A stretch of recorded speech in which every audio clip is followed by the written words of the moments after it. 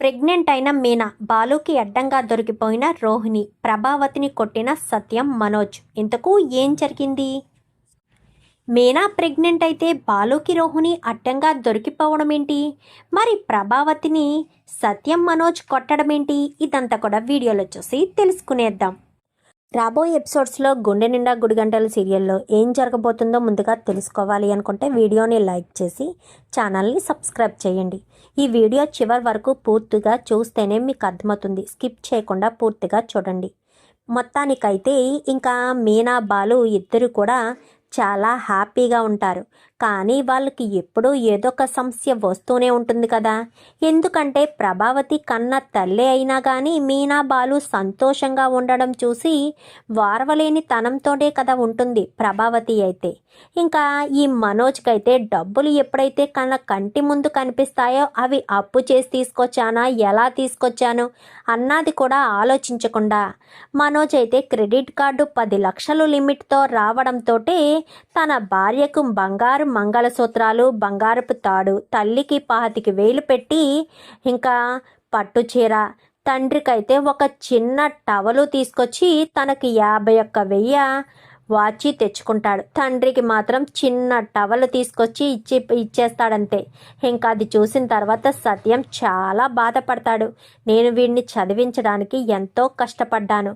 ఇంట్లో వాళ్ళు ఎవ్వరూ కూడా చదవలేదు, వీడిని మాత్రమే ఇంతలా చదివించాను. కానీ వీడు చూపించే ప్రేమ ఇలానే ఉంది. అయినా వీడు నాకు ఏమన్నా కొనిపెట్టాలా, చెయ్యాలా అని చెప్పి ఇంకా సత్యం తనను తాను సముదాయించుకుని బయట బాధపడుతూ ఉంటాడు. ఏంటి మావయ్య బాధపడుతున్నారా అని చెప్పనేసరికి, లేదమ్మా, ఎందుకు బాధపడతాను? వాడి మనస్తత్వం గురించి నాకు తెలీదా? వాడికి వాళ్ళమ్మ అంటేనే ఇష్టం, వాళ్ళమ్మకు వాడ మాత్రమే ఇష్టం. నాకు తెలిసి వీళ్ళిద్దరి మనస్తత్వాలు. వీళ్ళకి ఎంతసేపు డబ్బు కనిపిస్తే చాలు. ప్రభావతి మనస్తత్వం ప్రభావతి నోట్లోంచే వచ్చినట్టుంటాడు మనోజ్ గడైతే. వాడి ఆలోచనలు, బుద్ధులు అన్నీ కూడా ప్రభావతియే అని చెప్పి ఇంకా సత్యం అనేసరికి, సర్లేండి మావయ్య, మీరు దేని గురించి ఆలోచించి ఆశించే మనిషి కాదని నాకు తెలుసులేండి మావయ్య అని చెప్పాను. కానీ అంతేనమ్మా మీనా, నాకు ఈ హంగులు ఆర్భాటాలు అంటే ఏమీ ఇష్టం ఉండదు. ఎలాంటి కల్మషం లేని ప్రేమ నా కొడుకు చూపిస్తాడు, అది సరిపోదా నాకు? అంతకు మించిన ప్రేమ నాకు ఏమీ అవసరం లేదు అంటూ మాట్లాడేసరికి ఇంకా సత్యం అనేసరికి, అవును మావయ్య, ఆయన మనసులో ఎలాంటి కల్మషం ఉండదు అని చెప్పి మాట్లాడుతూ ఉండగానే ఈలోపు పార్వతమ్మ ఫోన్ చేస్తుంది. అమ్మ మీనా, ఇంటికి వస్తున్నావా అనగానే, ఇప్పుడే వస్తున్నానమ్మా అని చెప్పి, ఎవరమ్మా ఫోను అనగానే, మా అమ్మ ఫోన్ చేసింది. ఈరోజు మా తమ్ముడు శివ పుట్టినరోజు కదా మావయ్య అని చెప్పనేసరికి, అవునా? అదే మావయ్య, శివ విషయంలోనే ఈయన ఏంటో మరి నాకు అర్థం కావట్లేదు. ఈయన శివ మీద అంత కోపం ఎందుకు పెంచుకున్నారో కూడా తెలియడం లేదు అని చెప్పి ఇంకా మీనా కాస్త అంటుంది.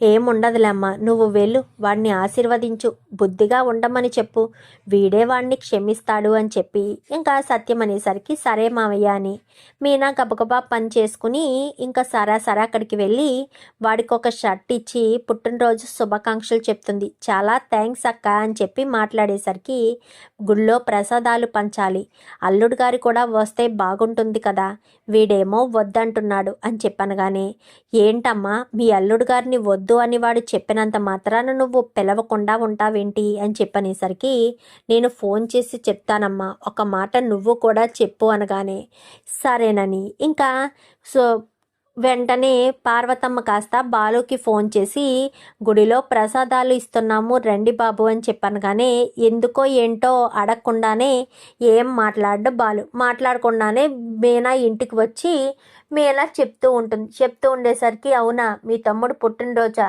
నాకు తెలీదే అని చెప్పాను. కానీ గుడిలో ప్రసాదాలు పంచుతున్నామండి, మీరు రావాలి అనగానే అప్పటికే బాలు శివ గురించి అంటే శివ అంటే ఆ గుణగాడితో తిరుగుతున్నాడన్న విషయం తెలుసు కదా. ఒకళ్ళ ఇంటికి డబ్బులు వసూలుకి వెళ్ళడం, అదంతా కూడా అక్కడ ఉండి బాలు రూడ్గా ప్రవర్తించడంతో అక్కడ చిన్న గొడవ అవుతుంది. ఆ కోపంలో ఉన్న బాలుకి మీనా వచ్చి శివ గురించి చెప్పేసేసరికి, ఆ కోపంలో ఉన్న బాలు కాస్త, నువ్వు నీ భర్తను అవమానించిన చోటికి వెళ్ళొద్దు, వాడితో మాట్లాడొద్దు, అర్థమవుతుందా? నీ గురించే నేను చెప్తున్నాను, తర్వాత నీ ఇష్టం అని చెప్పి బాలు కోపంగా వెళ్ళిపోతాడు.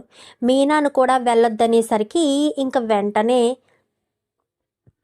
పార్వతమ్మకు ఫోన్ చేసి నేను రానమ్మా అని చెప్పాను. కానీ ఏమైంది అనగాని వీళ్ళిద్దరి మధ్య ఉన్న గొడవ ఏంటో మా ఆయన చెప్పడు, అక్కడ శివ చెప్పడు. వీళ్ళిద్దరి మధ్య నేను నలిగిపోతున్నాను. ఆయన వెళ్ళొద్దని చెప్పారు. నా భర్తను కాదని నేను వాడి దగ్గరికి రాలేను.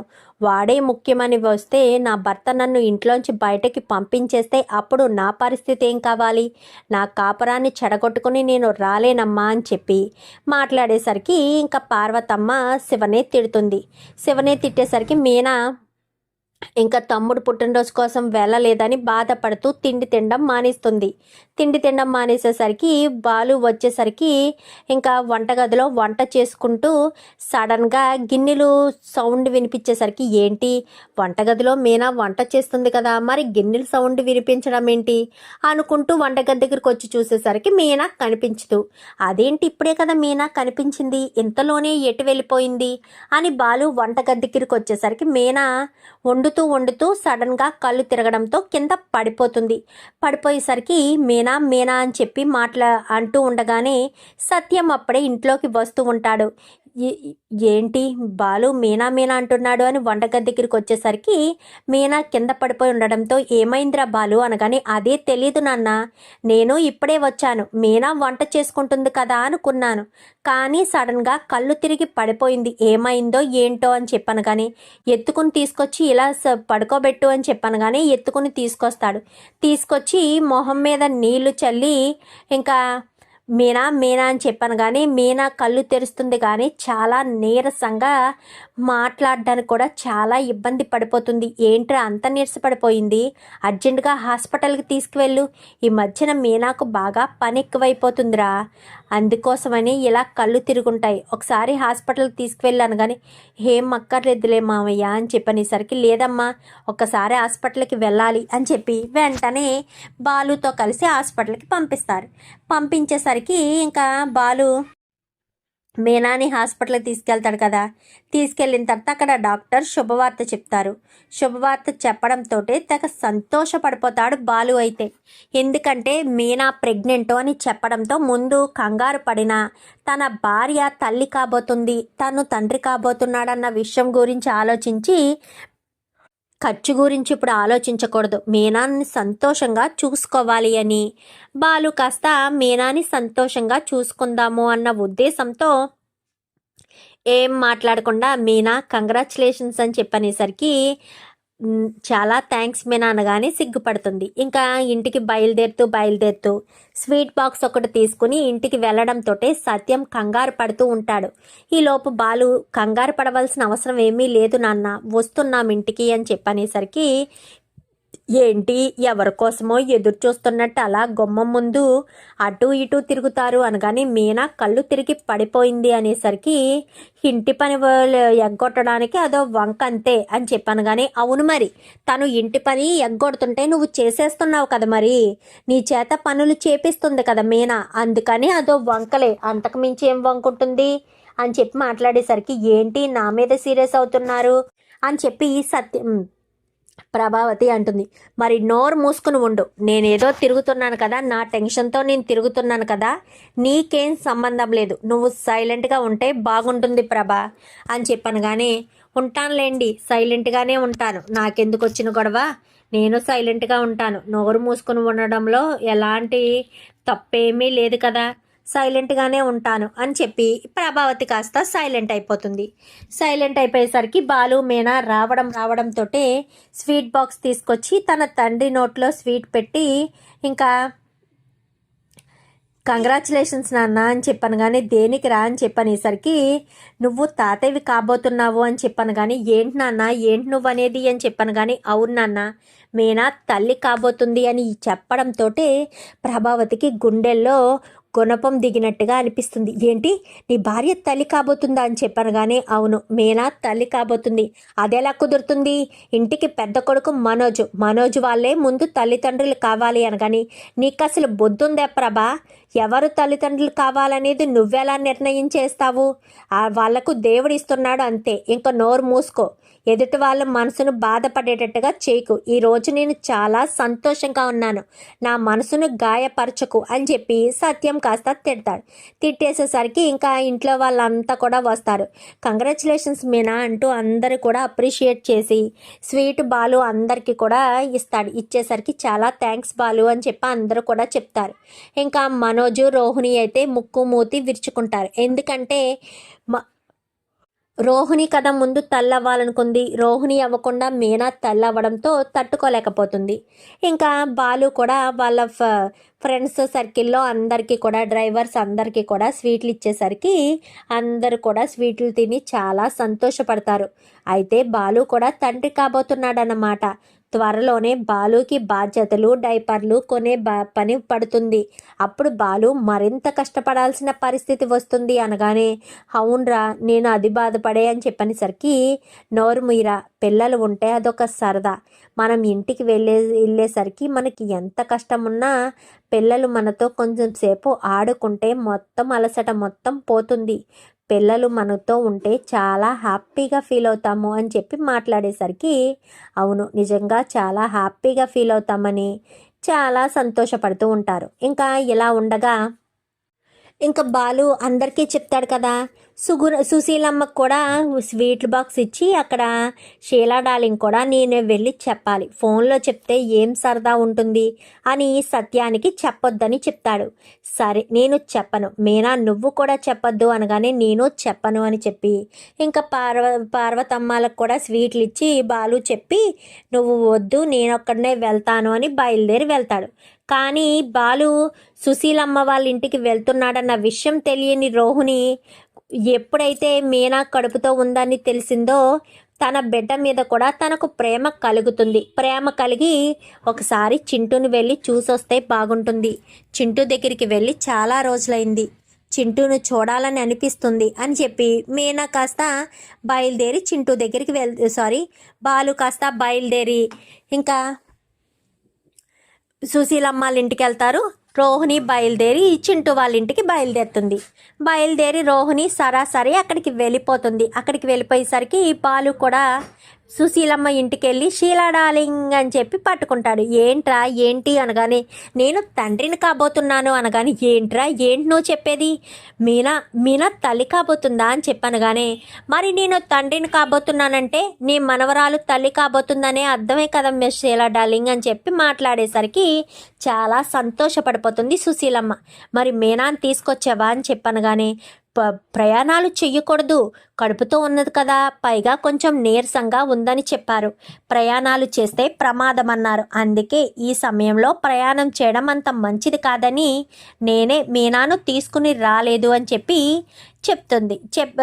బాలు చెప్తాడు. అవునా పోనీలేరా, చాలా సంతోషంగా ఉంది, నేనే వీలు చూసుకుని ఒక 2-3 రోజుల్లో బయలుదేరి అక్కడికి వస్తాను, వీలైతే మీనాని ఇక్కడికే తీసుకొచ్చేస్తాను, మీ అమ్మ అక్కడ మీనాకు ఏదో ఒక పని చెప్తూనే ఉంటుంది, మీనా అలా కష్టపడుతూనే ఉంటుంది, అది నాకు ఇష్టం లేదు, అందుకే నేనే మీనాని తీసుకొస్తాను ఇక్కడికి అని చెప్పాను. కానీ నీ ఇష్టం షీలా డార్లింగ్, నీకు ఎలా అనిపిస్తే అలా చెయ్యి, నేనేమీ అడ్డుకోను అని చెప్పి మాట్లాడతాడు. సరే షీలా డార్లింగ్ వెళ్తాను అని చెప్పాను. కానీ ఒరే చేపల కూర వండానురా, భోజనం చేసి వెళ్ళు అనగానే అవునా పద ఒక పట్టు పడతాను అని కడుపు నిండా భోజనం చేసి కొంచెం సేపు కొంచెం నడుము ఆల్చుకుని బయలుదేరతాడు. ఇంకిక్కడ రోహిణి కూడా వీళ్ళింటికి వచ్చింది కదా, ఉదయం పార్లర్కి వెళ్తున్నానని చెప్పి పార్లర్కి వెళ్లకుండా కేపీ పాలెం వచ్చేసి వాళ్ళ ఇంటి దగ్గరే ఉండి భోజనం చేసి అక్కడే ఉంటుంది. ఇంకా రోహిణి బయలుదేరదామనుకున్న సమయానికి బాలు అక్కడి నుంచి బయలుదేరిపోయి మరొక స్వీట్ బాక్స్ ఉంది కదా చింటూ వాళ్ళకు కూడా ఇచ్చి మీనా తల్లి కాబోతుందన్న విషయం చెప్పాలి, వాళ్ళు ఎంతగానో సంతోషపడతారు అని బాలు వస్తాడు. బాలు బయలుదేరి కేపీ పాలెం వచ్చి వాళ్ళ ఇంటికి సరాసరి వెళ్తాడు. కారు దగ్గరలో పెడదామంటే ఆ చుట్టుపక్కల కొంచెం రోడ్డు ఏదో వేయడంతో కారు దూరంలోనే పెడతాడు. దూరంలోనే పెట్టేసేసరికి ఇంకా అక్కడి నుంచి నడుచుకుంటూ వెళ్దామని కారు దూరంగా పెట్టి నడుచుకుంటూ వెళ్తాడు. కారు ఇంటి వరకు వస్తే తెలిసుండేది వాడు ఇంటికి వస్తున్నాడన్న విషయం, అది తెలియక రోహిణి ఇంట్లోనే ఉంటుంది. వెళ్ళొస్తానమ్మా అని చెప్పనగానే, అమ్మా రోహిణి, పదే పదే చెప్తున్నానని అనుకోవద్దు అంటూ మాట్లాడుతుండగానే బాలు గేటు తీసుకుని లోపలికి వస్తూ ఉండగా ఇంకా బాలు రోహిణి చెప్పుల్ని చూస్తాడు. ఈ చెప్పులు ఎక్కడో చూసినట్టు ఉందే అనుకుంటూ పక్కన కిటికీ ఉండేసరికి కిటికీ దగ్గరికి కొంచెం 2 అడుగులు వేయడంతో లోపల వాళ్ళిద్దరూ మాట్లాడుకోవడం కిటికీలోంచి క్లియర్గా కనిపిస్తుంది, వినిపిస్తుంది. ఏంటమ్మా ఏంటి అని చెప్పాను కానీ, మరొక్కసారి ఆలోచించమ్మా చింటూ గురించి. చింటూ నీ కన్న కొడుకు, ఆ విషయం నువ్వు మర్చిపోవద్దు అనగానే, నువ్వేమీ నాకు పదే పదే జ్ఞాపకం చేయనవసరం లేదు. చింటూ నా కన్న కొడుకు అన్న విషయం నాకు తెలుసు. నాకు మనోజ్తో పెళ్ళయిందని నువ్వు మర్చిపోవద్దు అనగానే, అంటే మనోజ్తో పెళ్ళి అయితే నీ కొడుకును నువ్వు పట్టించుకోకుండా వదిలేస్తావా అని చెప్పాను కానీ, నేను వదిలేస్తానని చెప్పలేదు కదమ్మా. మనోజ్ని పెళ్లి చేసుకున్నాను కదా. మనోజ్ని ఏదో నేను నా గ్రిప్లో పెట్టుకుంటే చింటూ నా కొడుకన్న విషయం ఇంట్లోకి తీసుకొచ్చి చెప్పడానికి ఉంటుంది. నాకు ముందే పెళ్ళయిందన్న విషయం దాచిపెట్టి పెళ్లి చేసుకోవడం ఎంత పెద్ద ప్రమాదకరమైందో ఇప్పుడిప్పుడే అర్థమవుతుంది. ఎప్పుడూ కూడా పెళ్ళిళ్ళ విషయంలో అబద్ధాలు చెప్పకూడదని నాకు క్లియర్గా తెలుస్తుంది అని చెప్పి మాట్లాడేసరికి, మరి మీ అత్తగారి సంగతి అనగానే, మనోజ్ నా చేతుల్లోకి వస్తే మా అత్తగారి సంగతి నేను చూసుకుంటానులే అని చెప్పనేసరికి, అమ్మ పార్లలమ్మ, నువ్వే చింటూ కన్న తల్లివా? అంటే మలేషియాలో మీ నాన్న ఉన్నాడు అని చెప్పిందంతా అబద్ధమేనన్నమాట. మలేషియాలో మీ నాన్న లేడు, ఎవడూ లేడు. మలేషియా గురించి ఎత్తిన ప్రతిసారి నువ్వు ఎందుకింత టెన్షన్ పడుతున్నావో ఇప్పుడు నాకు అంతా అర్థమవుతుంది అని చెప్పి మాట్లాడేసరికి, ఏం మాట్లాడుతున్నారు అని చెప్పాను కానీ, అవును మరి ఇప్పుడిప్పుడే నాకు తెలుస్తుంది అసలు ఏంటో ఏం జరుగుతుందో అని అనుకుని ఇంకా బాలు అక్కడి నుంచి వెళ్లకుండానే సరాసరి గేట్ బయటికి దాటి వస్తూ ఉండగా బాలు ఇంటికొచ్చి వెళ్ళడం చూస్తాడు చింటూ. అయితే గబగబా లోపలికి వచ్చి, బాలు మామ వచ్చాడు అని చెప్పనేసరికి, ఎటి బాలు వచ్చాడా అని చెప్పాను కానీ, అవును బాలు మామ వచ్చాడు అని చెప్పాను కానీ, అదేంటి ఇంటిలోకి రాలేదు అంటే, నన్ను ఇక్కడ చూశాడా? నన్ను ఇక్కడ చూసి బాలు ఇక్కడి నుంచి మాట్లాడకుండా వెళ్ళిపోయాడా? అప్పుడు నా పరిస్థితి ఏమవుతుంది? నేనేమైపోతాను అని కంగారు పడిపోతూ ఉంటాడు. కంగారు పడిపోతూ ఉండేసరికి, ఏంటో నాకు అర్థం కావట్లేదే, ఇప్పుడు నేను ఏం చేయాలి అని టెన్షన్ పడుతూ ఉంటాడు బాలు. అయితే రోహిణి అయితే, ఏంటమ్మా ఏం మాట్లాడుతున్నావు అనగానే, అవును ఇప్పుడు బాలుకి నా గురించి తెలిసిపోయింది, ఇప్పుడు నా గురించి ఇంట్లో చెప్పేస్తాడు అని ఇంకా రోహిణి అనుకుంటుంది. బాలు హడావిడిగా అక్కడి నుంచి వచ్చేస్తాడు. ఇంటికి రావడంతో, ఒరే లక్షల మింగినోడా, నీకే పెద్ద పనేమీ లేదురా, కలిసొచ్చే కాలానికి నడిచొచ్చే కొడుకు పుడతాడు అంటే ఇదే అనుకుంటా అని చెప్పనేసరికి, ఏంట్రా ఏం మాట్లాడుతున్నావు అనగానే, సూపర్ ప్రభావతమ్మ, నువ్వు మంచి పని చేసావు అనగానే, నేనేం చేశానురా అని చెప్పాను కానీ, నువ్వేం చేసావా, ఎంత మంచి పని చేసావో తెలుసా అని చెప్పనేసరికి, నేనేం చేశానురా మంచి పని చేసావు అంటున్నావు అని చెప్పాను కానీ, నువ్వేం చేసావో నీకు తెలియదులే, ఎందుకంటే నీకెలా గుర్తుంటుంది? ఏంట్రా ఏం వాగుతున్నావు? కలిసొచ్చే కాలానికి నడిచొచ్చే కొడుకు పుట్టడం ఏంటి? నాకింకా పిల్లలు పుట్టలేదు కదా అనగానే, నీకంత పెద్ద శ్రమ అవసరం లేదురా, నీకు ఆల్రెడీ 8 సంవత్సరాల కొడుకున్నాడు అని చెప్పనేసరికి, ఏంట్రా బాలు ఏం మాట్లాడుతున్నావు? వాడికి కొడుకుండడం ఏంట్రా అని చెప్పాను కానీ, వాడికంటే వాడికి కాదులే నాన్న, రోహిణికి, అదే ఆ పార్లలమ్మకి. ఆ పార్లలమ్మకి ఆల్రెడీ పెళ్ళయింది, ఒక 8 సంవత్సరాల కొడుకున్నాడు అని చెప్పనేసరికి, ఏంట్రా ఏం వాగుతున్నావు? రోహిణికి ముందే పెళ్ళవడం ఏంటి అనగానే, చూడు ప్రభావతమ్మ, నువ్వు ఏరు కోరి తెచ్చుకున్న పార్లలమ్మ మలేషియా నుంచి వచ్చిందనుకుంటున్నావా? మలేషియా నుంచి రాలేదు, కేపీ పాలెం నుంచి వచ్చింది. అసలు పార్లలమ్మకు తండ్రే లేడు, అబద్ధాలు చెప్పి మోసాలు చేసి మరీ పెళ్లి చేసుకుంది తను అని చెప్పనేసరికి, ఏంటి ఏం వాగుతున్నావు అనగానే, పార్లలమ్మ వచ్చాక నిలదీయండి, ఆ 8 సంవత్సరాల కొడుకు ఎవరో చెప్పనా? మన ఇంటికి వచ్చాడే చింటూ, సుగుణమ్మ గారే రోహిణి వాళ్ళ అమ్మ, చింటూయే తన కొడుకు అని చెప్పనేసరికి ఒక్కసారిగా షాక్ అయిపోతుంది రోహిణి అయితే. ఎందుకంటే అప్పుడే రోహిణి గుమ్మంలోకి వస్తుంది. బాలు ఈ మాట చెప్పడంతో వచ్చింది పార్లలమ్మ, రామ్మ పార్లలమ్మ, అడుగు పెట్టమ్మా అని చెప్పనేసరికి ఏంటి బాలు మాట్లాడేదంతా నిజమేనా అని చెప్పాను. కానీ నేను నిజం కాదు అంటే నిరూపించడానికి నేను ఎలా అయినా నిరూపిస్తాను, వాళ్ళూరు తీసుకెళ్ళి అందరినీ అడిగి మరీ నిరూపిస్తాను అని చెప్పనేసరికి బాలు అలా చేసినా చేస్తాడు, ఇంకా నేను నిజాన్ని చెప్పడం తప్ప వేరే ఆప్షన్ లేదు అని చెప్పనగానే అది అది అని చెప్పనేసరికి అవునత్తయ్య అని చెప్పనగానే ఒక్కసారిగా సత్యం షాక్ అయిపోతాడు. ఏంటి ప్రభా ఏంటిదంతా అని చెప్పాను. కానీ నాకేం తెలుసండి అనగానే మరి పెళ్లి చేసేటప్పుడు నువ్వు ఇవేమీ ఎంక్వైరీ చెయ్యక్కర్లేదా? మరి వాళ్ళ నాన్న మలేషియాలో ఉన్నాడని చెప్పాడు కదా. చెప్పింది కదా మరి, అంటే వాళ్ళ నాన్న మలేషియాలో లేడా అని చెప్పాను. కానీ మలేషియా లేదు, ఏమీ లేదు, అదంతా అబద్ధమంట. వాళ్ళ నాన్న తన చిన్నప్పుడే చనిపోయాడు. చనిపోవడం వల్లే ఆ కష్టాల్లోంచి బయటపడడం కోసం సుగుణమ్మ గారు పెద్ద వయసు గల వ్యక్తికిచ్చి పెళ్లి చేశారు. పెళ్లి చేయడంతో అతను కూడా పెళ్ళైన సంవత్సరానికే చనిపోవడంతో రోహిణి పరిస్థితి ఏం చేయాలో అర్థం కాక కొడుకును వదిలేసి రాజమండ్రి వచ్చి పేరు మార్చుకుంది. ఈవిడ అసలు పేరు కళ్యాణి అంట. కళ్యాణి పేరుని రోహిణిగా మార్చుకుని ప్రభావతమ్మకు దగ్గరైందో లేక మనోజ్కే దగ్గరైందో దగ్గరయ్యి ఇంటి కోడలుగా సెటిల్ అయింది. అందుకే వీడు బద్దకస్తుడు కదా, వీడికి కలిసొచ్చే కాలానికి నడిచొచ్చే కొడుకు పుట్టాడు అని చెప్పింది అని చెప్పనేసరికి ప్రభావతినైతే సత్యం కొడతాడు. కొట్టేసేసరికి ఏమండి అని చెప్పాను. కానీ ఏంటి ప్రభా వెనక ముందు చూసుకోకుండా ఇంటికి రెండో పెళ్ళయిన దాన్ని కోడలుగా తీసుకొచ్చావు, అది తప్పు కాదు. కానీ ఇలా అబద్ధాలు చెప్పి ప్రతి క్షణం మోసాలు చేసేదాన్ని ఇంటి కోడలుగా బాగా తెచ్చుకున్నావు కదా. ఇలాంటి వాళ్ళైతే నీకు బాగా నచ్చుతుందిలే. మీనా అయితే నిజం నిజాయితీగా ఉంటుంది, అబద్ధం చెప్పదు. అలాంటి వాళ్ళు నీకు నచ్చరు. నాకు ఇవేమీ తెలియదండి, అమ్మాయి మంచిది కదా అని అనుకున్నాను అనగానే అమ్మాయి మంచిదని చేసుకోలేదు ప్రభావతమ్మ. వాళ్ళ నాన్న మలేషియాలో ఉండి కోట్లు సంపాదిస్తున్నాడు కదా అని చెప్పి వాళ్ళ తరపున ఎవరూ రాకపోయినా కానీ నువ్వు పెళ్లి చేసేసావు. ఎందుకంటే నీకు డబ్బులుంటే చాలు కదా, నీకు నీ కొడుక్కి డబ్బులు వస్తే చాలు. మరి మీ నాన్న మలేషియాలో లేనప్పుడు మనోజ్తో వ్యాపారం పెట్టించిన 25 లక్షలు ఎక్కడివి పార్లలమ్మా? ఎక్కడి నుంచి తీసుకొచ్చిన 25 లక్షలు?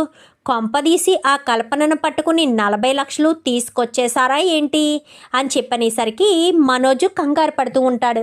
నాన్న అదే అయ్యుంటుంది నాన్న అని చెప్పనేసరికి ఏమయ్యింది అని చెప్పాను. కానీ అదే అయ్యుంటుంది నాన్న, ఖచ్చితంగా అదే జరుగుంటుంది అని చెప్పి మాట్లాడేసరికి మనోజ్ కాలర్ పట్టుకుని మరీ సత్యం అడగడంతో అవునన్న ఆ 40 లక్షలు వచ్చేసాయి అని చెప్పనేసరికి ఒక్కసారిగా షాక్ అయిపోతారు. అంటే 40 లక్షలు వచ్చేసాయి అన్నమాట. అంటే ఈ విషయాన్ని చెప్పలేదు, అబద్ధం చెప్పారు, మోసం చేశారు అంతే కదా అని చెప్పనగానే అది కాదు అని చెప్పనేసరికి నిజమా కాదా, మీరు నిజంగా మోసం చేశారా, అబద్ధం చెప్పారా, 40 లక్షలు ఇచ్చేసింది అమ్మాయి అని చెప్పనగానే అది అది అని చెప్పనేసరికి డబ్బు ఉంది కదా అని ఇంకా ఏమి జరిగినా పర్వాలేదని చెప్పి చేసేసావు, చాలా బాగుంది అని చెప్పనేసరికి ప్రభావతిని సత్యం ఇంకా ఈ 40 లక్షల విషయం తెలిసిపోవడం, అటు రోహిణి విషయం తెలిసిపోవడంతో సత్యం అయితే ఇటు ప్రభావతిని మనోజ్ని రోహిణిని ముగ్గురిని కూడా గట్టిగా తిడతాడు. అసలు మీకు బుద్ధి జ్ఞానాలు ఉన్నాయా? మీరు ఇలా అబద్ధాలు చెప్పి మోసాలు చేస్తారా? చిచ్చి, ఇంత అబద్ధం చెప్తావా, ఇంత మోసం చేస్తావా?